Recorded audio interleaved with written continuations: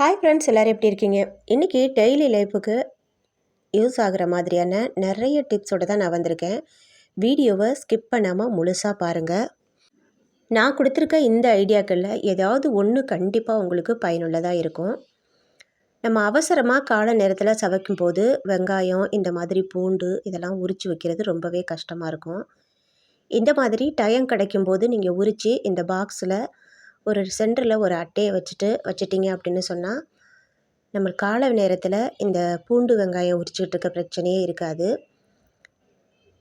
அடுத்து தான் நம்ம பார்க்க போகிறது, நம்ம பொட்டுக்கடலை வாங்கி வைக்கும்போது பொல பொலன்னு இருக்கும். அது கொஞ்சம் நாளானுச்சுனாலே சவத்து போன மாதிரி ஆகிடும். இந்த மாதிரி தேங்காய் சிரட்டையை உள்ளே வச்சிட்டிங்க அப்படின்னு சொன்னால் ஈரத்தன்மையை அது உறிஞ்சிரும். பொட்டுக்கடலை எப்போதுமே பொல பொலன்னு இருக்கும். தேர்டு டிப் என்னென்னு பார்த்தோம்னாக்க, சர்க்கரை ஒரு மாதிரியாக நமத்து போயிடும். அதில் ஒரு நைஸ் எறும்பு வரும். அந்த எறும்பு பயங்கர வாடையாக இருக்கும். அது வராமல் இருக்கிறதுக்கு இந்த மசாலா பட்டையை உள்ளே போட்டுருங்க. எறும்பும் வராது. டீ காஃபி போட்டிங்கனாலும் ரொம்ப வாசமாக இருக்கும். அடுத்ததாக குயிக்காக ஒரு சின்ன வெங்காய தொக்கு தான் நம்ம பார்க்க போகிறோம். இது ரொம்ப ரொம்ப டேஸ்ட்டாக இருக்கும். இதையே நீங்கள் நிறைய செஞ்சு வச்சிட்டிங்க அப்படின்னு சொன்னாக்க இட்லி, தோசை, சாதம் எல்லாத்துக்குமே ரொம்ப ரொம்ப சூப்பராக இருக்கும். சின்ன வெங்காயம், கருவேப்பிலை, மிளகாத்தூள், உப்பு, ஒரு நெல்லிக்காய் அளவு புளி சேர்த்துட்டு கொரன்னு அரைச்சிருங்க. ரொம்ப நைஸாக அரைக்க வேண்டாம். கொரன்னு அரைச்சிட்டு 4 ஸ்பூன் நல்லெண்ணெயை நல்லா கொதிக்க வச்சு அதில் சேர்த்துருங்க. அவ்வளவுதான், தொக்கு ரெடி ஆகிடுச்சு. ரொம்ப ரொம்ப சூப்பராக இருக்கும்.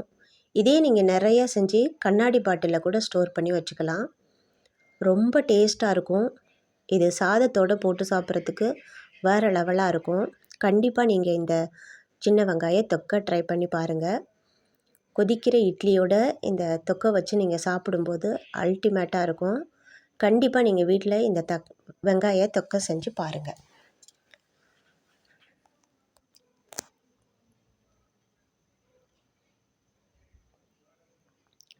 அடுத்த டிப் நம்ம பார்க்க போகிறது, நம்ம வீட்டில் சாமிக்கெல்லாம் பூ வைக்கிறோம் இல்லையா, அதை ஒன்று செடியில் தான் போடுவோம், இல்லை குப்பையில் போடுவோம்.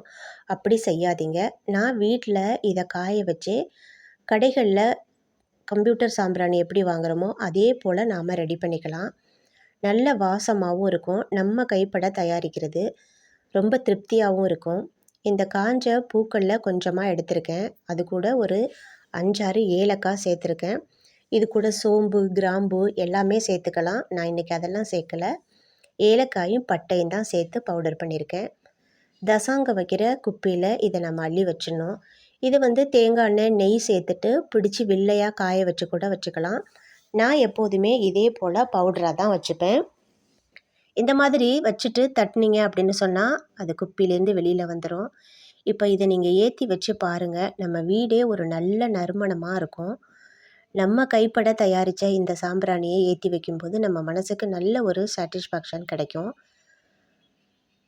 தெய்வீகமாக இருக்கும். கண்டிப்பாக நீங்கள் சாமிக்கு வைக்கிற பூவை வேஸ்ட்டு பண்ணாமல் இந்த மாதிரி செஞ்சு பாருங்கள். பணமும் மிச்சமாகும், மனமும் ஒரு திருப்தியாக இருக்கும். இதை செஞ்சு வச்சு பார்த்தா தான் அதோட உணர்வுகளை நாம் அனுபவிக்க முடியும். அடுத்த டிப் என்னென்னு பார்ப்போம். நீங்கள் பருப்பு, சாதம் எது வச்சிங்க அப்படின்னாலும் பொங்கி ஊற்றாமல் இருக்கிறதுக்கு இந்த மாதிரி ஒரு காட்டன் டவலை அது மேலே சுற்றிடுங்க. தண்ணி அதிகமாக இருந்தாலோ பொங்கி வலியும்.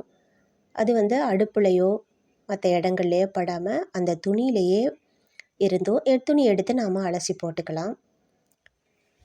அடுத்த டிப் நம்ம பால் காய்ச்சினாலோ டீ போட்டாலோ இந்த மாதிரி பிடிச்சி போயிடும். அது பிடிக்காமல் இருக்கிறதுக்கு நாம் டீ போடுறதுக்கு முன்னாடியோ பால் காய்ச்சறதுக்கு முன்னாடியோ ஒரு துளி தேங்காய் எண்ணெயை அந்த பாத்திரத்தில் தடவிட்டு அதுக்கு பிறகு நீங்கள் பால் காய்ச்சினீங்கன்னா பால் காஞ்சி போகாது. இதே போல் நம்ம வீட்டில் சாவி நிறைய இருக்கும். எந்த ரூமுக்கு எந்த சாவி அப்படிங்கிறது நம்மளுக்கு தெரியாது. அதுக்காக நான் நெயில் பாலிஷை வச்சுருக்கேன். ஈஸியாக கண்டுபிடிச்சிக்கலாம். அந்தந்த ரூமோட பேரை கூட எழுதி வச்சுக்கலாம். என்னோடய டிப் பிடிச்சிருந்துச்சுன்னா கண்டிப்பாக லைக் பண்ணுங்கள்.